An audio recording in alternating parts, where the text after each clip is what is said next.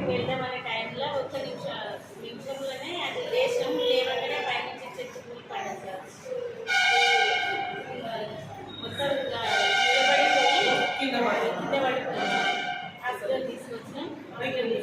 Injection ఇచ్చి కుట్లేసాం. నలుగురం వచ్చినాం సార్. నలుగురం వస్తే ఆ మొక్కదానికి ఆమెకి ఎక్కువైంది సార్.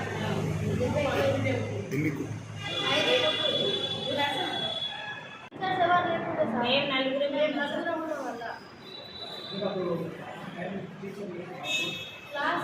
రూమ్లో ఉన్నారు సార్. వాళ్ళకు కూడా స్టాఫ్ రూమ్ లేదు సార్. వాళ్ళకి క్లాస్ రూమ్లోనే క్లాస్ రూమ్లోనే ఉంటారు. నేను రూమ్లో ఉన్నాను sir.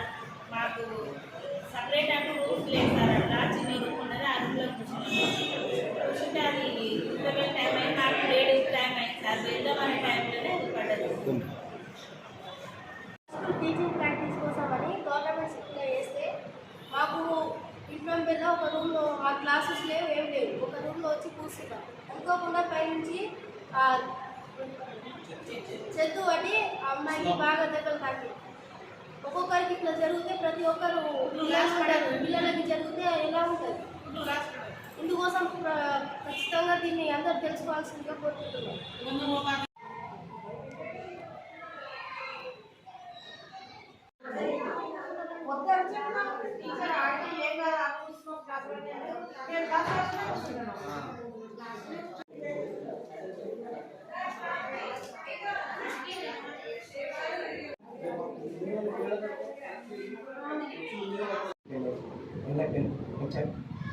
PS Achampet sir.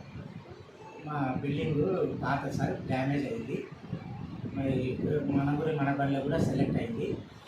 Dismantle చేసి 4 రూములు కట్టిండు. బిల్లు లేక కాంట్రాక్టర్కు మధ్యలో ఆపిండు బిల్డింగ్ వర్క్. మాకు టీటీసీ నుంచి, ప్రగతి కాలేజీ నుంచి ట్రైనింగ్కు 5 మంది విద్యార్థులు వచ్చిండ్రు.